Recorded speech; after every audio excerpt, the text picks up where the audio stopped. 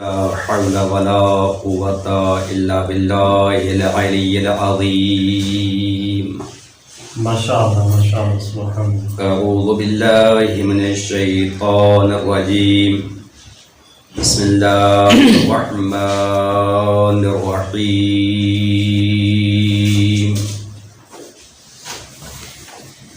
الحمد لله رب العالمين، ثم الصلاة والسلام على أشرف الأنبياء والمرسلين. ما شاء الله سبحان الله. ما شاء الله. ثم الصلاة والسلام على أخيه ووزيره ووارث علمه علی بن ابی طالب امیر المومنین. اللهم صل على محمد وآل محمد. ثم الصلاة والسلام على سیدۃ الجلیلۃ الزکیہ الطاہرہ الصدیقہ سیدۃ نساء العالمین. اللهم صل على محمد وآل محمد وعلى آله الطيبين الطاهرين المعصومين. أما بعد فقد قال الله عز وجل في كتابه المجيد. بسم الله الرحمن الرحيم. إنا أعطيناك الكوثر فصل لربك وانحر إن شأنك هو الأبتر. وقال رسول الله صلى الله عليه وآله وسلم فاطمة بضعة مني من سرها فقد سرني ومن أساها فقد أساني. صلوات اللهم صل على محمد وآل محمد. ما شاء الله سبحان الله. بسم الله. بزرگان، آپ کو زیادہ دیر زحمت نہیں دینی. ما شاء الله. پروردگار عالم آپ کا اس مقدس محفل میں چل کے آیا اپنی بارگاہ میں قبول فرمائے، اور بانی مجلس اور وہ مومنین جنہوں نے اس نیاز کے اہتمام کیا، پروردگار عالم ان کی توفیقات خیر میں اضافہ فرمائے. اس مجلس میں جو مومنین و مومنات مریض ہیں ان کو شفاء کامل و عاجلہ. دعاؤں کی قبولیت کے لیے بآواز بلند صلوات. اللهم صل على محمد وآل محمد. پروردگار عالم نے بنی نوع انسان کی ہدایت کے لیے حضرت آدم سے لے کے جناب خاتم تک 1,24,000 انبیاء کا انتظام فرمایا. ما شاء الله سبحان الله. سبحان الله. ان انبیاء کی بعثت کا مقصد یہ تھا کہ پروردگار عالم کی پہچان اور معرفت ہو جائے. ما شاء الله سبحان الله. اللہ نے اپنے ان انبیاء کو مقتضی زمان و حال کے مطابق اقتضاء زمانی و مکانی کو مد نظر رکھتے ہوئے معجزات عطا فرمائے ہیں. ما شاء الله سبحان الله. کیونکہ معجزہ ایک ایسا خارق العادہ فعل ہوتا ہے کہ جس کو رد کرنے میں کسی انسان کے جرأت نہیں ہوتی. ما شاء الله سبحان الله. مثال کے طور پہ پروردگار عالم نے حضرت موسیٰ علیہ السلام کو اس زمانہ کے تقاضے کے مطابق ایسا معجزہ عطا کیا کہ جو معجزہ فرعون کے جادوگروں کے جادو کو توڑنے والا تھا۔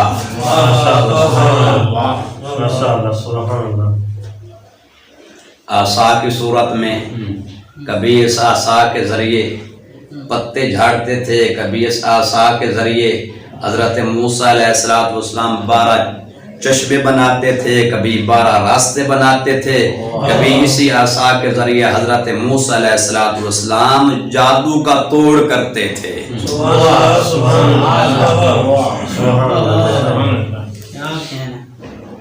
اور جب فرعون نے حضرت موسیٰ علیہ السلام کے معجزات کا انکار کیا تو پروردگار عالم نے فرعون کی فرعونیت کو دریائے نیل میں غرق کر دیا،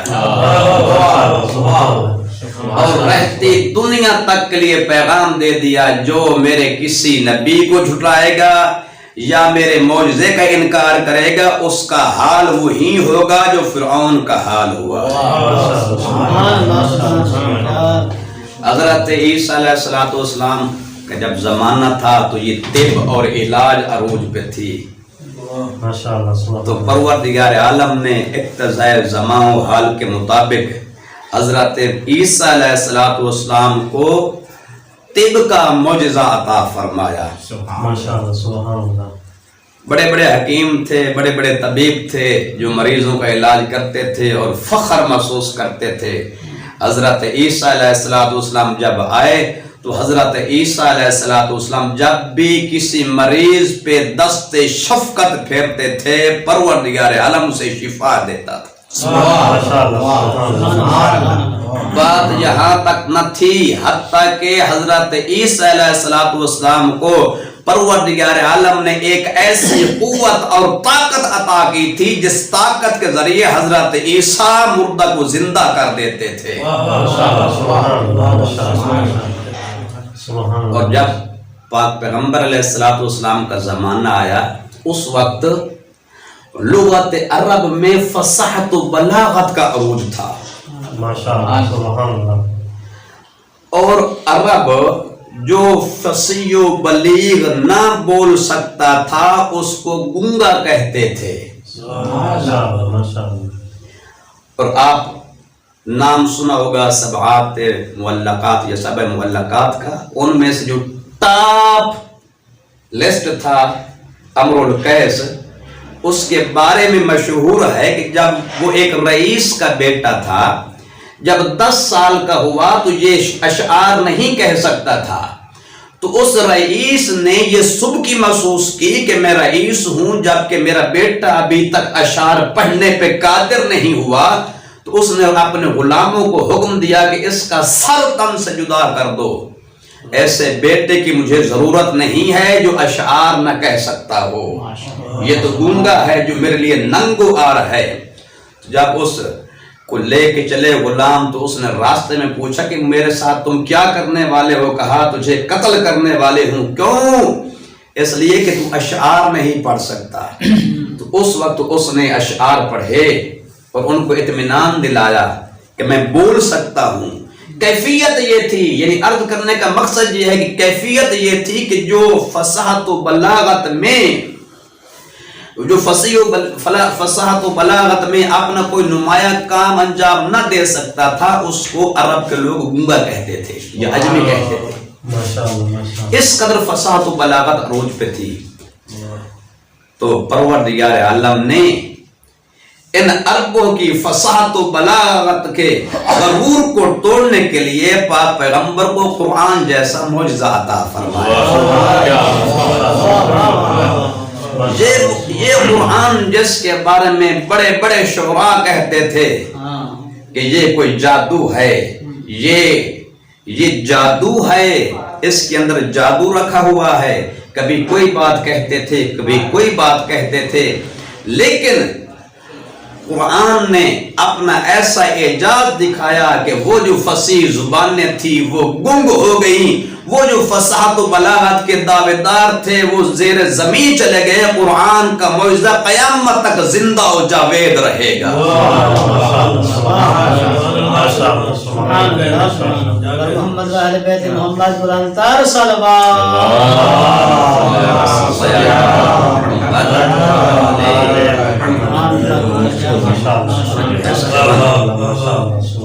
اور جو سورہ آپ کے سامنے میں نے تلاوت کی ہے، اگرچہ قرآن مجید کی سب سے چھوٹی سورہ ہے، لیکن اعجاز کے اعتبار سے یہ وہ سورہ ہے جس نے بڑے بڑے شعراء کی ناک کو رگڑ کے رکھ دیا۔ یہ سورہ ٹوٹل 3 آیات، 10 کلمات اور 43 حروف پہ مشتمل ہے۔ توجہ ہے؟ یہاں تک بات ذہن میں آ گئی؟ اب باتیں آگے، یہ جو 7 معلقات ہیں ان کے بارے میں ہے کہ ہر سال آکاش کا میلہ لگتا تھا، وہاں پہ مشاعرہ ہوتا تھا، اور جو تاپ کا شاعر ہوتا تھا اس کے قصیدے کو دیوار کعبہ کے ساتھ لٹکایا جاتا تھا، اس کے اعزاز میں کہ یہ ایک ایسا قصیدہ ہے کہ جس کا اس سال کوئی ثانی نہیں تھا۔ 7 قصائد لٹکائے گئے، ان میں سے ٹاپر لسٹ قصیدہ جو تھا وہ امر القیس کا تھا، جو کم از کم 81 یا ایک روایت کے مطابق 120 مصروں پہ مشتمل تھا۔ یہ 7 قصیدے، اتنے میں جب سورہ کوثر پاک پیغمبر کے قلب اطہر پہ نازل ہوئی تو پاک پیغمبر نے مولا امیر علیہ السلام کو حکم دیا کہ اس سورہ کو لکھ کے اسی جگہ پہ لٹکا دو جہاں پہ یہ 7 معلقات لٹکے ہوئے ہیں۔ دیوار کے ایک طرف یہ 7 معلقات تھے، دیوار کی دوسری طرف سورہ کوثر تھی۔ جب پڑھنے والے نے سورہ کوثر کو پڑھا تو بے ساختہ کہا ما ھذا کلام البشر، یہ کسی بشر کا کلام نہیں ہے۔ اور لبید بن ربیعہ جو اس وقت کا سب سے بڑا شاعر تھا، اس نے اپنے اشعار کا مجموعہ دیوار کعبہ سے اتار لیا، یہ کہتے ہوئے کہ اس فصاحت و بلاغت کے مقابلے میں میری کلام بہت پست نظر آتی ہے۔ 500 عیسوی میں پیدا ہونے والا امر القیس جو ٹاپر لسٹ قصیدے کا حامل تھا، 544 ہجری میں وہ اس دنیا سے جاتا ہے۔ اس کی فصاحت و بلاغت کی وارث اس کی بہن تھی۔ جب اسے پتا چلا کہ ایک مختصر کلام جو پروردگار عالم کی طرف ہے، قلب پیغمبر پہ نازل ہوا ہے، وہ 7 قصائد پہ بھاری ہو گیا ہے، وہ یمن سے چلی اس کلام کو دیکھنے کے لیے، میں دیکھوں میرے بھائی کے کلام کے مقابلے میں وہ کون سی مختصر سی کلام ہے۔ جب اس نے سورہ کوثر کی ان 3 آیات کی طرف نگاہ کی، اس نے اپنے بھائی کے قصیدے کو اکھاڑ پھینکا، کہا میرے بھائی کی فصاحت و بلاغت کہاں اور یہ قرآن کی فصاحت کہاں۔ اس کے مقابلہ نہیں کر سکتا میرے بھائی کا قصیدہ۔ تو یہ وہ سورہ کوثر تھی جو اگرچہ آیات کے اعتبار سے مختصر ہے، لیکن اعجاز و مفاہیم کے اعتبار سے بہت بلند و بالا ہے۔ اس سورہ کے اندر پاک پیغمبر نے ارشاد فرمایا ہے اِنَّا أَعْطَيْنَاكَ الْكَوْثَرَ، اے میرے حبیب ہم نے تمہیں کوثر عطا کی ہے۔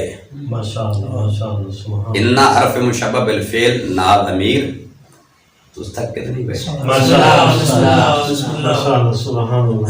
نعرہ تکبیر، نعرہ رسالت، نعرہ حیدری، آواز بلند صلوات۔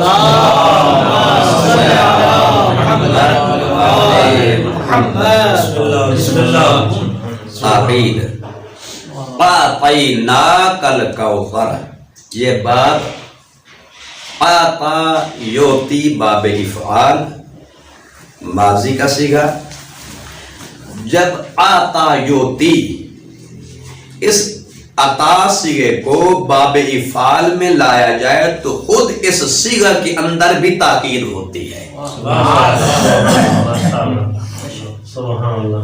تو پروردگار عالم نے 3 تاکیدیں لگا کے ارشاد فرمایا کہ ہم نے تجھے کوثر عطا کی ہے، فصل لربک وانحر، تو نماز پڑھ، قربانی کر، ان شانئک ھو الابتر، بے شک تیرا دشمن نامراد اور بے نسل رہے گا۔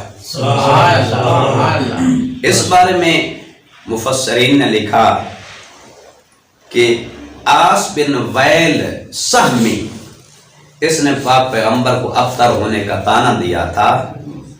اس کے بعد پروردگار عالم نے اس سورہ کے اندر بشارت عطا فرمائی کہ اے محمد، ہم نے تجھے فاطمہ کی صورت میں خیر کثیر عطا کی ہے۔ ہم نے فاطمہ کی صورت میں تجھے خیر کثیر عطا کی ہے۔ یہی وجہ ہے کہ پاک پیغمبر علیہ السلام نے ارشاد فرمایا کہ ہر شخص کی نسل جو ہے، ہر نبی کی نسل اس کے بیٹوں سے ہوئی ہے، اور میری نسل جو ہے وہ میری بیٹی سے ہوگی۔ یہ وہ خیر کثیر ہے کہ جب جناب سیدہ اس دنیا میں تشریف لاتی ہیں تو روایت کے جملے ہیں کہ جیسے جناب سیدہ اس دنیا میں تشریف لائیں تو جناب سیدہ کی پیشانی سے ایک ایسا نور ساطع ہوا جس نور کی روشنی سے شرق و غرب منور ہو گیا۔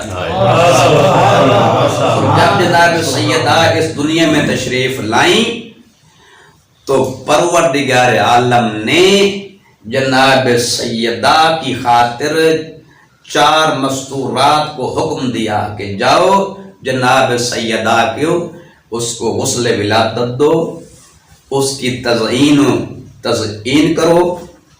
تو حضرت سارہ، حضرت آسیہ بنت مزاحم، جناب کلثوم خیر موسیٰ، یہ 3-4 خواتین آئیں۔ جب انہوں نے غسل ولادت دیا، جنت کے پارچوں سے بی بی کو لپیٹا، جناب سیدہ خدیجہ کے حوالے کیا، تو جیسے ہی اپنی ماں کی گود میں جاتی ہیں جناب سیدہ، تو اس وقت یہ کلمہ اپنی زبان پہ جاری کرتی ہیں، اشہد اللہ الہ الا اللہ وان ابی رسول اللہ وبعلی ولی اللہ وولدی سیدہ شباب اہل الجنہ۔ نعرہ حیدری،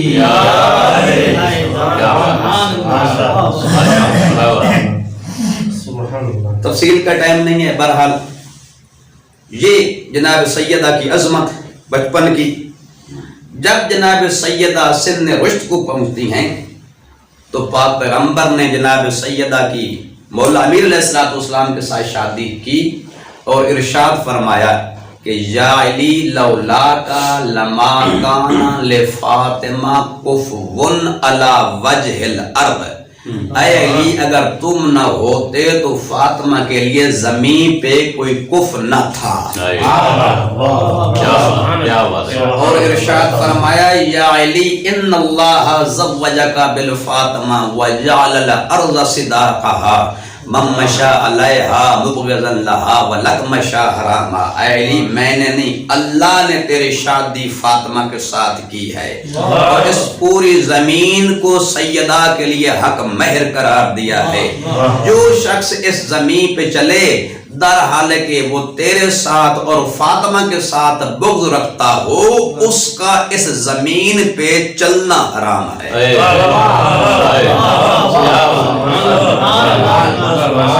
شادی کے بعد پیغمبر علیہ السلام نے پوچھا یا بنیا کیف وجدت علی، اے بیٹی بتاؤ تم نے علی کو کیسا پایا؟ عرض کی یا ابتا وجدت علی خیر بال، میں نے علی کو بہترین شوہر پایا۔ پھر یہی سوال جناب مولا امیر علیہ السلام سے کیا اور ارشاد فرمایا یا علی کیف وجدت زوجتک، علی تم نے اپنی زوجہ کو کیسا پایا؟ عرض کی یا رسول اللہ وجدت فاطمہ نعم العون فی طاعت اللہ، یا رسول اللہ میں نے فاطمہ کو اللہ کی اطاعت میں بہترین ساتھی پایا ہے۔ عظمت سیدہ فاطمہ الزہرا سلام اللہ علیہا بلند تر صلوات۔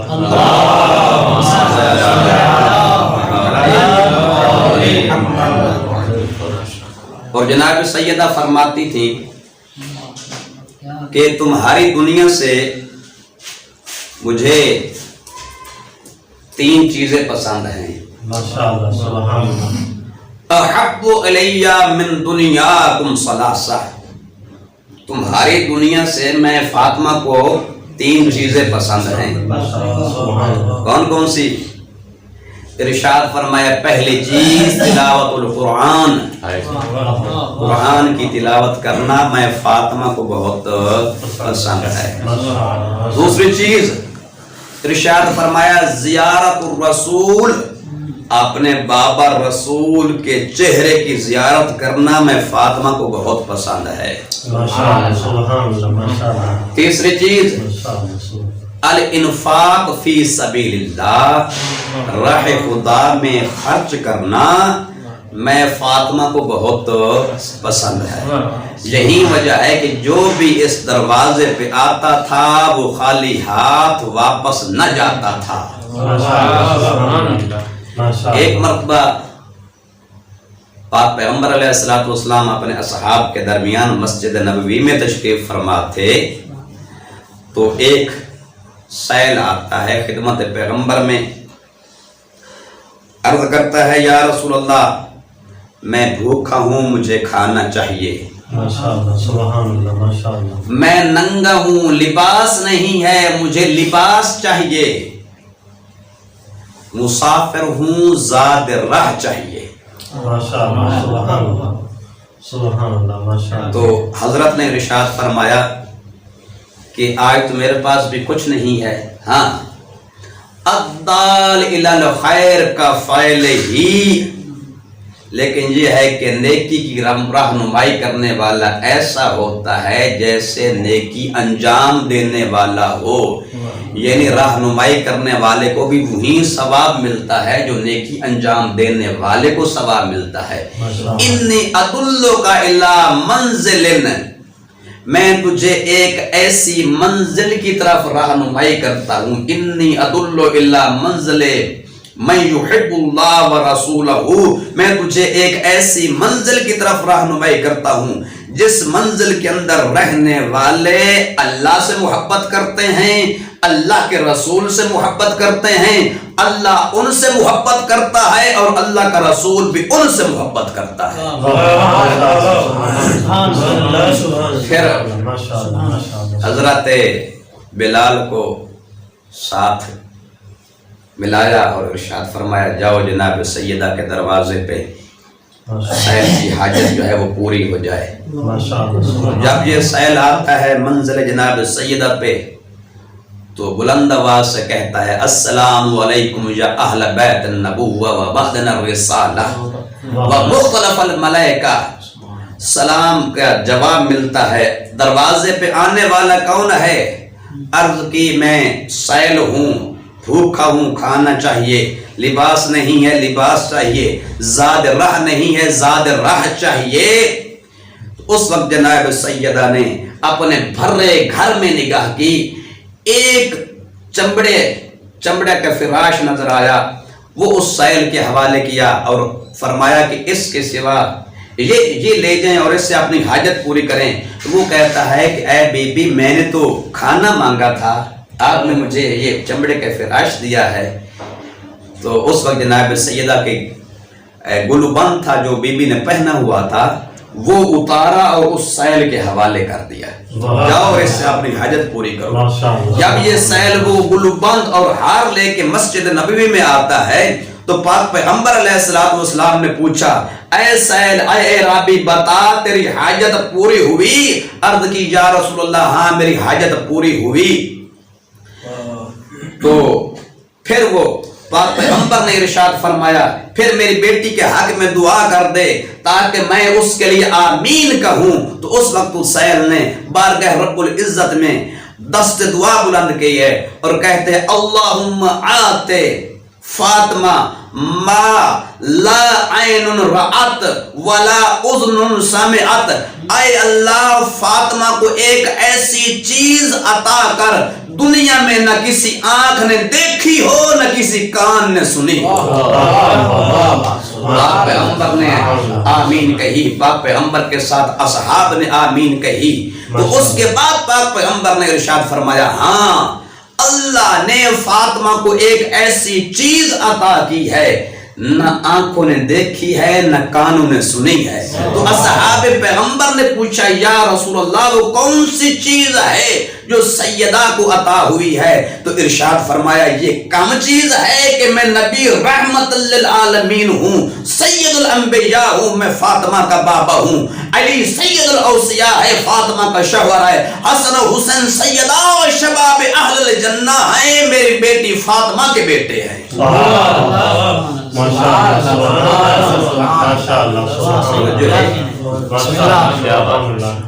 ایک اگلا جملہ ہے ہاں اے ربی اس ہار کا کیا کرے گا؟ عرض کی یا رسول اللہ میں چاہتا ہوں کہ اس کو بازار میں فروخت کروں. تو شاید پیغمبر نے سوچا ہوگا کہ یہ ہیرے, اس قسم کے ہیرے اور قیمتی تحائف عام بازاروں میں بکنے کے قابل نہیں ہوتے, کیوں بازار میں ناشناس اور ناواقف لوگ اس کی قیمت نہیں ادا کر سکتے. بھرے اصحاب کے مجمع کی طرف نگاہ کی اور ارشاد فرمایا ہائے کوئی جو اس گلو بند کو خرید کرنے والا ہو. راوی کہتا ہے کہ تازہ خیبر فتح ہوا تھا, لوگوں کے پاس مال پیسہ سونا چاندی درہم و دینار وافر مقدار میں تھے. ایک شخصیت کھڑی ہوئی جس کا نام ہے عمار ابن یاسر. عرض کی یا رسول اللہ میں اس ہار کی خریداری کروں گا. فرمایا معاونہ طے کرو عرابی کے ساتھ. تو عمار ابن یاسر نے کہا کہ کیا لے گئے اس ہار کا؟ کہا میں نے کیا لینا ہے, بس زاد راہ دے دے, لباس دے دے, روٹی دے دے, گوشت دے دے, میرے لیے سواری کا انتظام کر دے, بس یہی چاہتا ہوں. تو حضرت عمار ابن یاسر نے اس کو جناب روٹی دی, اسے گوشت دیا, اسے 20 دینار اور 200 درہم دیا, ایک سواری کا انتظام کیا, اسے لباس دیا اور ہار خرید لیا. ہار خرید کرنے کے بعد حضرت عمار ابن یاسر اپنے گھر آتے ہیں. اس ہار کو معطر کیا اور سفید پارچے میں لپیٹ کے اپنے غلام سہم کو بلایا اور کہا کہ جاؤ یہ ہار لے جاؤ تم بھی اور یہ ہار بھی خدمت پیغمبر میں ہبہ کرتا ہوں.